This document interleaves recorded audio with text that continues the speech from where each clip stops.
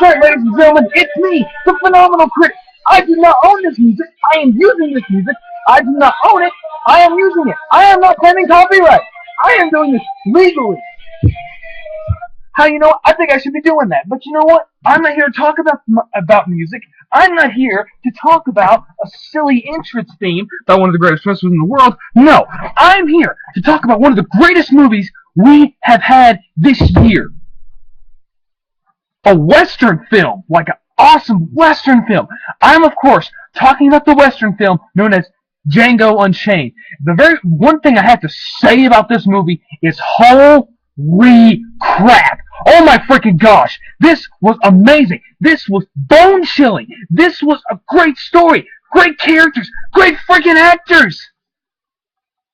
So, let's get things kicking off. This movie kicks off in the year 1868 when we get, of course, slavery is still around in this time, so we get, the traditional, we get these people carrying these four black men, and they're singing the song about Django, and, you see every one of them is chained up, like they're walking through the heat, and they have scars on their backs, and, they have facial hair and long hair, and then it shows them walking through the wintertime, they're cold, they're freezing, and so, then we get this guy who comes up and says, are any of you, by the way, he said, my name is Dr. Schultz.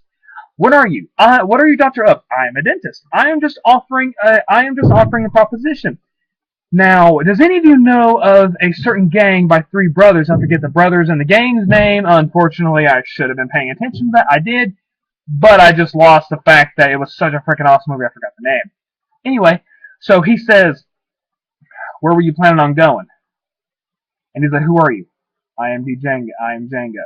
Ah, then you are the person I'm looking for. Because he's like, if I took you with me, could you point them out and tell me who's who, that's them?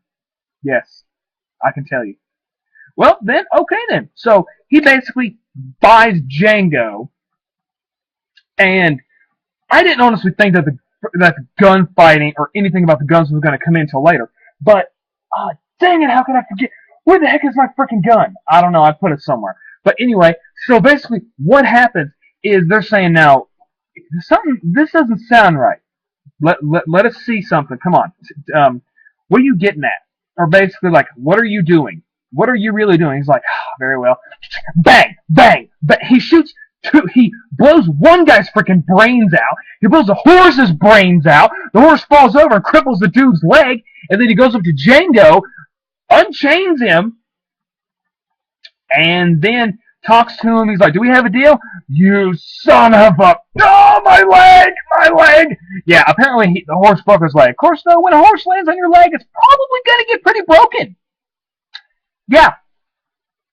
Anyway, so something amazing happened in this movie. He's like, lads, I offer you two choices. Two choices. You can either pick him up, take him to the hospital, go on from there, or you can settle yourself free, or you can unchain yourself, blow the dude's brains out, and go live a happy life. And so he's like, now come on, guys, come on. Hey, wait. Didn't I give you my last apple? And when they put the gun at him and fire, his head goes freaking everywhere. I mean, I've played games where you blow people's heads off, but seeing a person's head blown off, I was like, holy crap, this is going to be good.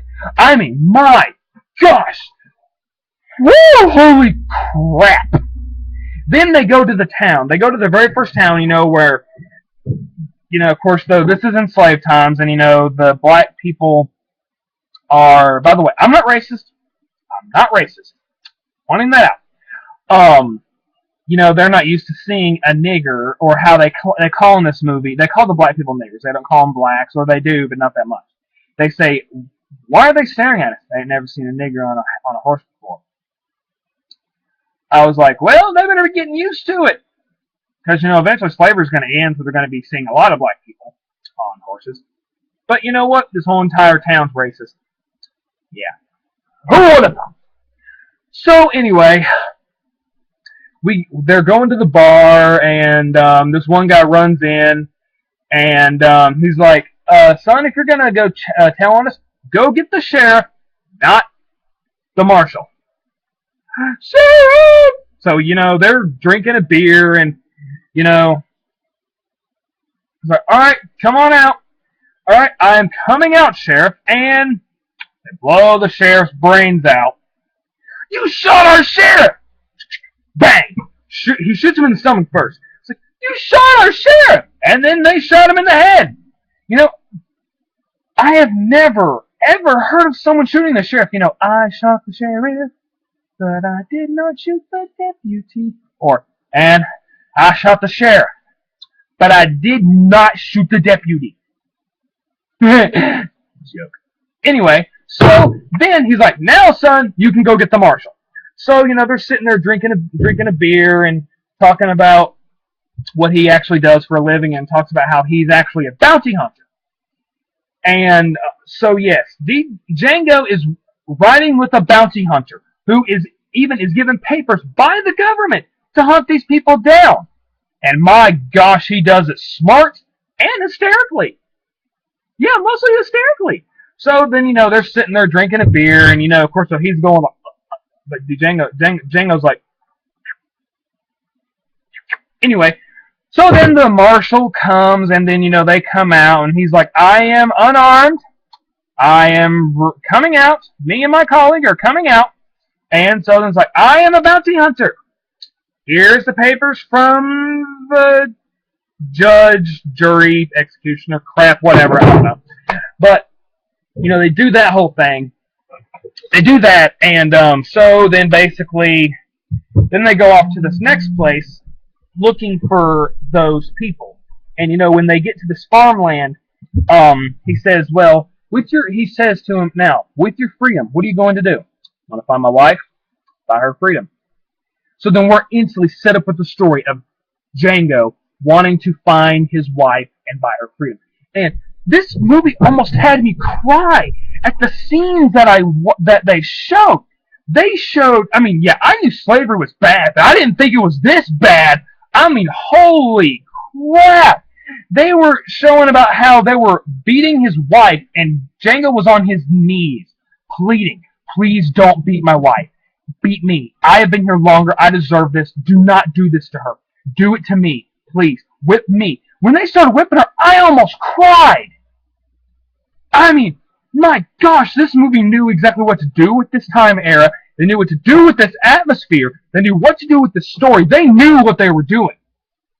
And so then, they're talking about how the people that that they're chasing after were the ones who sold and whipped and beat his wife. And so when they go to this one farm and talking about who they're bounty hunting, and they say, well, why don't you come with me? And I forget what this lady's name was, but they were like, go show him around the yard and stuff. And he was like, do you know anyone by these names? No, they might have changed their names. Do you know these people? Oh yeah, well, where are they? Well, one's over there in the field. No, wait, no, two of them in the field. Well, what about another one? He's over there getting ready to whip little whatever. Or little, I forget what the lady's name was. I forgot a lot of these people's names. But then, he says he's about to whip her. Why would she do? She ran. She tried to run. She was misbehaving. And it was showing about how they were saying, now, you better give me your hand, or this is going to be a lot worse. Give me your hand, or I swear it's going to be a lot worse. And this guy has the Bible and talking about how he's mentioning something about torture or something like that, and he's getting ready to whip her. And then all of a sudden, bang, here comes Django, bang, shoots him in the heart. And then he says to him, I like the way you die, boy. Like when, and I didn't mention this, when Django was on his knees begging for his wife to not be beat, the guy said, I love the way how you beg, boy. So then after that, they killed another one. They killed. Then there was the guy who was he picked up the whip and he started whipping this one guy to death, whipping him to death, beating him to death, saving that girl. And then his colleague, Dr. Schultz, comes up, and then the whole entire freaking town or house or whatever is there, and it's like, who are you really? Get off my land. And it's like, we're bounty hunters. They were lying to you. They were just hiding from us or hiding from the law or whatever. And it's like, get off my land. So then, they're on the road again, and he's asking Django, "Do you want to work with me? I will pay you half of what I get. I will pay you to be a bounty hunter." And they teach him to be a gunslinger. I mean, they put a beer bottle in a snowman. He shoots it. He puts them all over the place. He freaking shoots it. He blows a snowman's eyeballs out. He blows the thing's nose off. I was like, oh, this is gonna be freaking awesome. And then he was telling about how his wife was German, and he says, "What's her last name?" And I forget what her last name was. But he said, "Is she German? How did you know she was German?" "Well, I figured where'd she come from?" And he's like, "Well, I figured someone who had that German background would be named German." But he wasn't being disrespectful or anything. He was just telling him how I know. And he even told a legend about how she was the daughter of the god of all gods, and how he put a red dragon around the mountain that he had her prisoned up, and how she was waiting on a hero to save her. And Django was like, "Did the hero save her?" "Yes, he did." And I couldn't pronounce the guy's name. I'm not even going to try. But yeah, so anyway, then they start talking about Candyland, and he's like, "Well, you know about Candyland? Every nigger who's a nigger knows about Candyland." Yeah, Candyland is basically the home base of where all the black slaves practically are. Practically. So then I'm like, oh man, this is going to be awesome. We're going to get to see Leonardo DiCaprio. We're going to get to see our main baddie. And no, we don't see him yet. They're talking about this thing called dingo fighting, which honestly, to be honest, I thought it was real dingo fighting. I had no idea dingo fighting was making black people fight literally to the freaking death. Yeah. Mortal Kombat, the early years. Way in development. So yeah. So then we see Leonardo DiCaprio and this other guy cheering for their each person who's fighting to the death. And I'm thinking, okay, maybe this scrawny guy's gonna win. And then all of a sudden, the big guy breaks the dude's arm and then gouges his eyes out. And DiCaprio, without missing a beat, throws a sledgehammer, says, "Finish him off." And then he just goes, bang, kills him. I was like, holy crap, this dude is a douche. That was my first thought. He was a douche. Then gives the victor a big beer and says, "Go, you've earned a night of relaxation." It's like, "Yes, sir." Oh, give him a big beer. So then, we see how everyone is still surprised how Django is free. They're wondering, how the heck is he free? Everyone is freaking surprised. And so, then they start talking to Mr. Candyland, or Mr. Candy after. Now, Leonardo DiCaprio, I have only watched 2 movies with him. Titanic, yes, I am a man. I have watched Titanic. I'm still a man. And Inception. Actually, no, technically 3. Shutter Island. And I love Leonardo DiCaprio's performances. But in this, holy crap!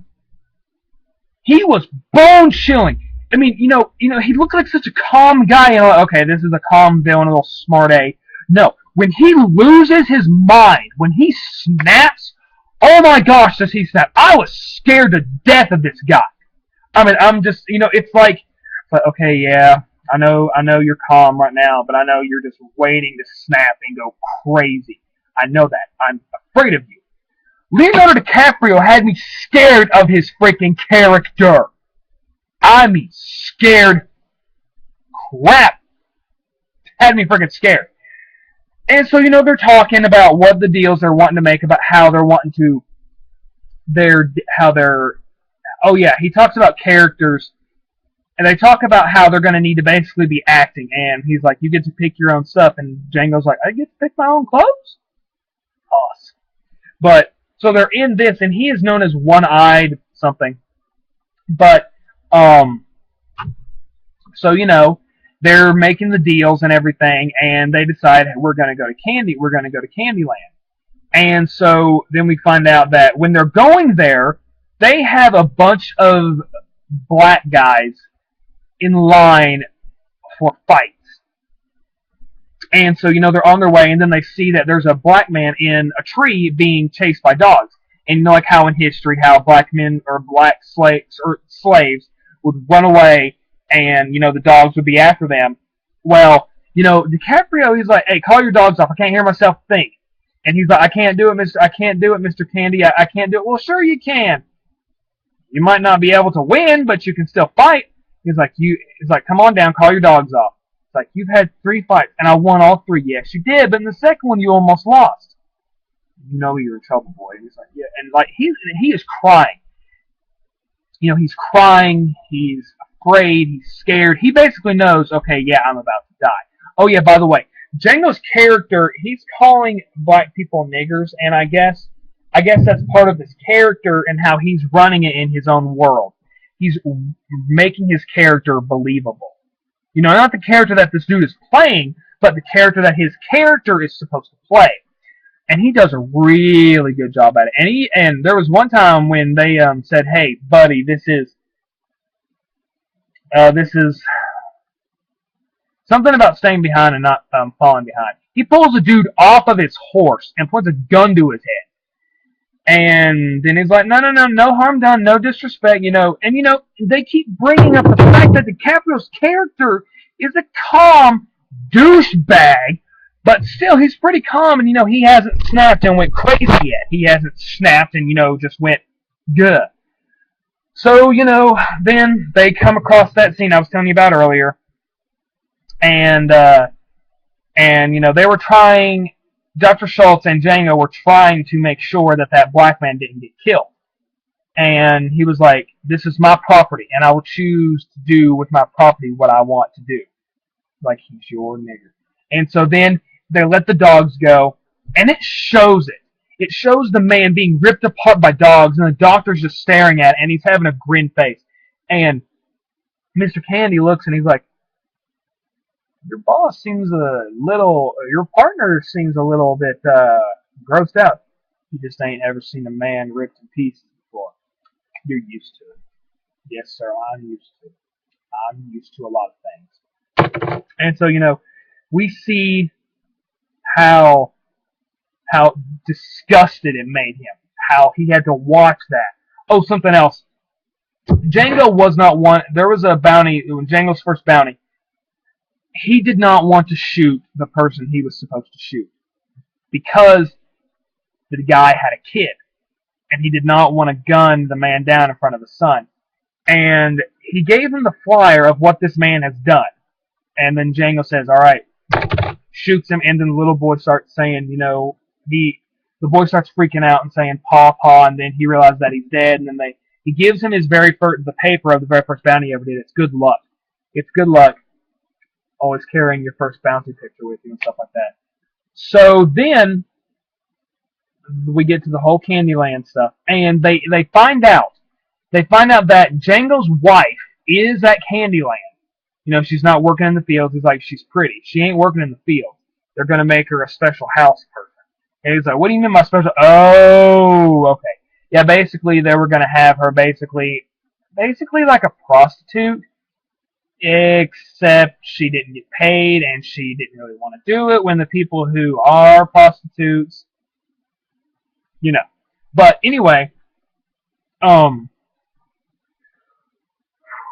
we get to the night setting. We get to how when they get there, Samuel Jackson. My gosh, I did not think Samuel Jackson's character was going to be what it was. They had Samuel Jackson being the main servant who has served Mr. Candy almost all of his life. And, when he sees Django on the horse, he's like, "What's that nigga doing on that horse?" And he's like, "He's free."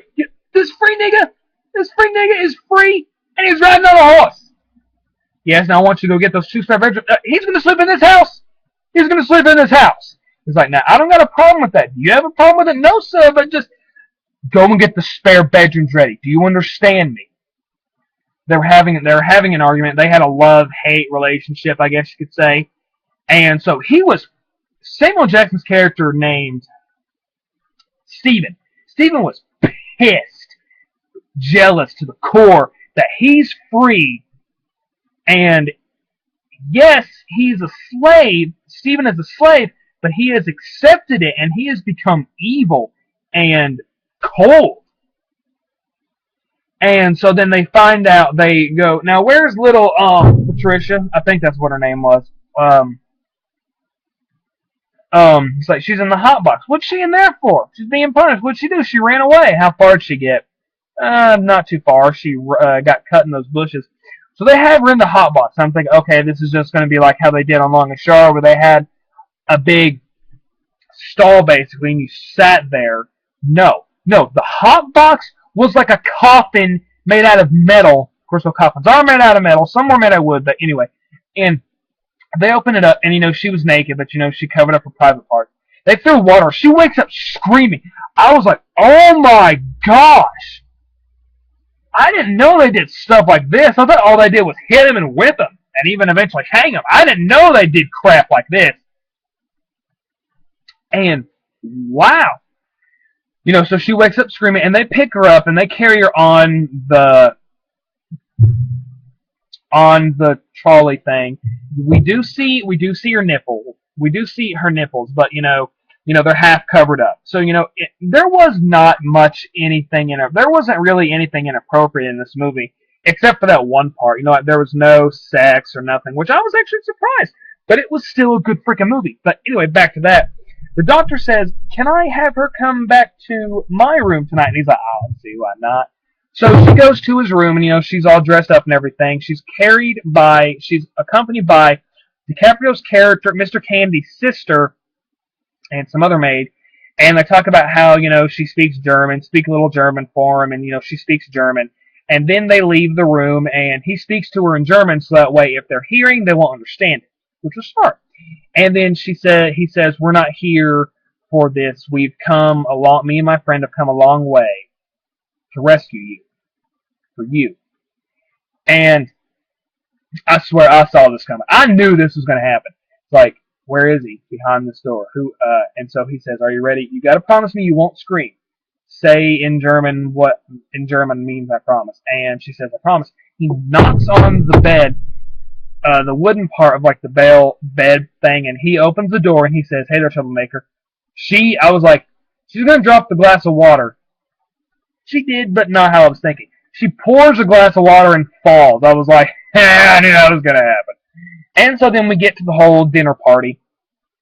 How they're discussing how they're wanting DiCaprio's best fighter, and how they're wanting to change his name to Hercules. Of course, though, Hercules I can understand. Hercules is a great Greek myth person thingy. World's strongest man, basically. Made the Olympics. No, Spartacus. Anyway, I'm getting off track. They start talking about how they're discussing a price, and how they got him to agree to it was they're going to give him a big amount of money with such a ridiculous idea. $12,000. $12,000. And so when Broomhilda, that was her name, when Broomhilda came out, looked at Jango, Samuel L. Jackson's character, Stephen, noticed something. He's like, "Come with me. You know him, don't you?" "What? You know that nigga, don't you?" "No, you would lie. You would lie." "No, sir." "Okay, then." So then he goes up to Mr. Candy. He's like, "I need to talk to you. We're having dinner here. It's about dessert." "We all know what dessert is. It's white cake." "Meet me in the library." Turns out even sometimes when they're good in the kitchen, you still need adult supervision.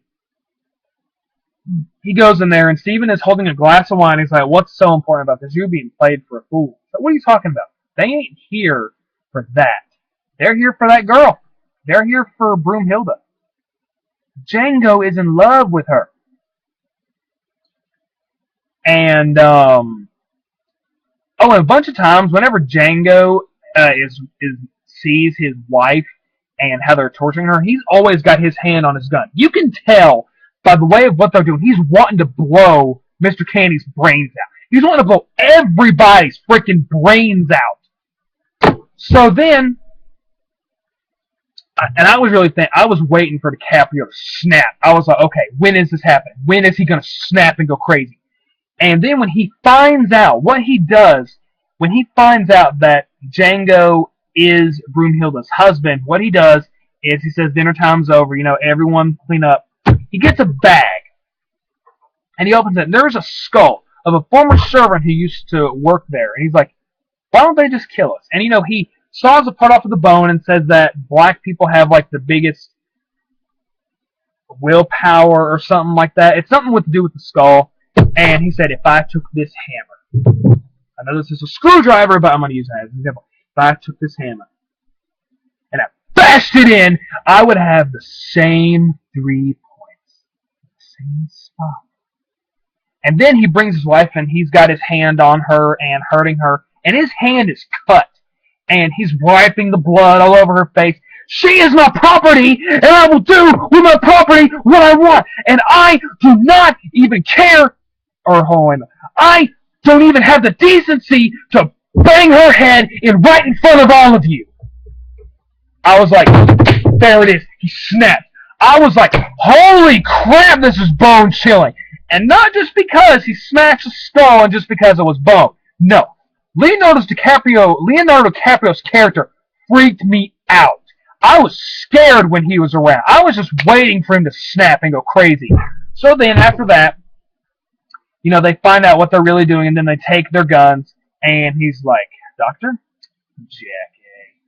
And then, they're discussing it and how they're wanting to buy Broomhilda, and they give him the $12,000. And then they're getting ready they're signing the deal. And then the doctor is in there eating, and like the sister or whatever's playing the harp, and it's making him remind of when he's seen that black guy torn to pieces and eaten. And he gets her to stop playing, and then he's like, let me handle this. When he goes into the library, Samuel Jackson's like, he doesn't belong in there, and he's like, it's okay. It's okay. Let me handle this. And so, they're talking about how the deal won't be done until you shake my hand. It's like, well, I'm not in this house. You are in my house, and these papers don't mean crap unless you shake my hand. Just because it has my signature don't mean crap. So then, he's like, shake your hand. I would say Avitase, but Avitase means see you again or something like that. He's like, I do. No, he says, what I normally would say, or what I'm going to say to you is Avitase, which means goodbye. Turns around, shoots him in the heart. I was like, yes. But then, they got the shotgun, then they shot him, and then Django gets his pistols and starts blowing everybody's brains out. Guts are flying everywhere, blood. I was like, holy crap, this is freaking awesome! And then, of course, he starts running out of ammo and shooting everybody, and then they say, we got your wife here. If you don't surrender, we will blow her brains out. And if you surrender, we will not harm her. Bull crap. And so, I'm thinking, okay, the movie's going to end with this. He's going to become a slave. Sad ending. No, what they do is he's back in his ways. He's back in basically slavery-ish. They have her locked away in a room. They have Django naked, hung upside down with their little mask iron thing over his mouth. But, anyway. So then this guy comes and is like, so, you're bounty hunters. We've seen your wanted papers, and we've seen your slip or whatever. A black bounty hunter. I've never heard of that before. How'd you get that job? Well, here's what we're going to do. He was basically going to cut his balls off. So, he sticks the blade in the fire, and he's like, count to 3. 1. Oh, it's almost coming. 2. Oh, I'm right here with you. Here we go. And right when he's getting ready to say 3, Stephen comes in and says, the missus has changed her plans about the funeral. She needs you to go talk to her. And so he says about all the tortures that they've done to black folks and stuff. And he's like, what you're going to do is you're going to be going to a mining company. They're going to change your name, give you a number, and give you a hammer. Make big rocks into little rocks. Pay your back. And so then they have him being carried away. And, when they stop for the day, I guess you could say, Oh, by the way, they bring the song "There Ain't No Grave Can Hold My Body Down." I was like, awesome, classic, great part of the scene. And so then Django's like, "Hey, white boy, you don't got anything interesting to say to me. How would you like to make $11,000?" Wait, what now? 11,500 to be exact. And so, he talks about how he's a bounty hunter and how he never finished his mission. One of them left off. He killed two of them. One of them ran off. And I was thinking, okay, no, they killed one of them and one of them ran off. And I was thinking the other one was going to be Mr. Candy, but I was wrong. And so then he talks about what he was doing and stuff like that and how everything went down. And they're starting to believe him, but they're going after prisoners. He's like, "Is he a slave?" "No, he ain't no slave, sir." "What happened at Candyland last night? A bunch of shooting?" And it's like, "No, he's a bounty hunter." "Well, I'll be darned." It's like, "You give me that gun and a horse, let me go." And so they agreed to cut him loose, give him a freaking gun, give him a horse. And so he's like, "Give me your gun belt, for goodness sake. Here, we're going to give you some dynamite. I don't want no dynamite." So then, they throw the dynamite in the cell and tease the prisoners. And he hands him his gun belt, and he's like, "Now this is just brand new. I just got it fixed. It'll work perfect." "Huh, thanks." He pulls the gun, shoots both of them, and the guy who's holding the dynamite shoots the dynamite, blows him to smithereens. I was like, holy crap! Oh my gosh, that was awesome!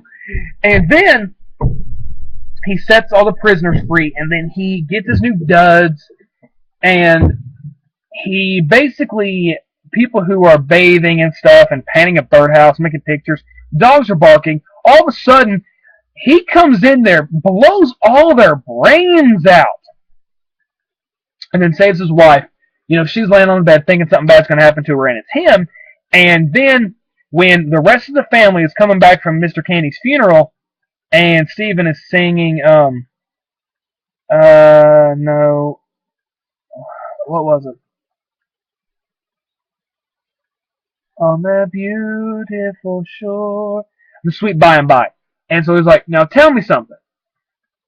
You're going to see him on the sweet by and by just a lot sooner than you thought."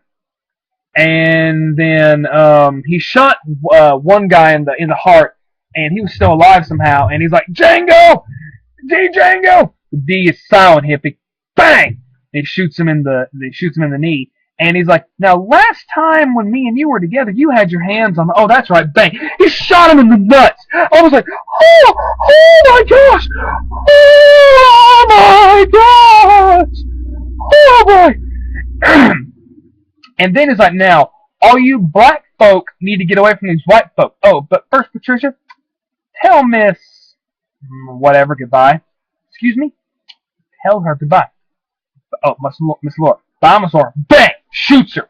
Like, "Not you, Steven. You're right where you belong. Now, you black folks get away."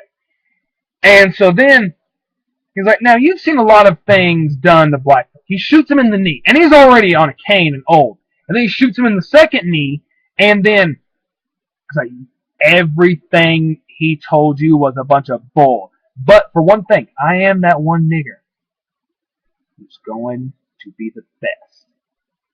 And then he lights a fuse, and like Samuel Jackson's character Steven's on the ground like, "You son of a, you're gonna die, you're gonna be the most wanted man on earth." And then all of a sudden he blows Candyland up. And then him and his wife get on the horses and ride off. And before they ride off, or before they go to Candyland, he sees his mentor, and he takes the wand papers, and he kisses him and puts it on his head, and he says, "I be to say." And then they ride off. My gosh, I was so interested. As soon as I sat down and watched this, I was hooked. But when I saw DiCaprio's character, my gosh, I've never been so scared of a single man in my entire life. Yes, we have horror killers like Jason, Michael Myers, Leatherface, blah, blah, blah, blah, blah. But no, just knowing for a fact that this guy is a villain, and he doesn't seem like much of a threat, and then all of a sudden, bang, he snaps like that, and goes freaking crazy, and yells, and is intimidating as heck. Makes you want to pee yourself. I was like, holy crap. Guys, I'm telling you right now, this movie is a must-own. This movie is a must-watch. Yes, it has a lot of bad language. Yes, it has a lot of smoking and a little bit of drinking.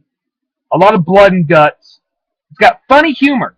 It's being something different. It's funny and serious, but when you think it's going to be funny, it's serious, and when you think it's going to be no, wait, no. When it's funny, and when it's serious, but also funny. This movie I recommend. I'm giving this a 5-star rating. I thought it was great. The characters were great. The actors really knew what they were doing. They played their characters well. They played the story well. I recommend you go see it. I'm the Phenomenal Critic, guys, and you will see me next time on my next review. Thank you and good night.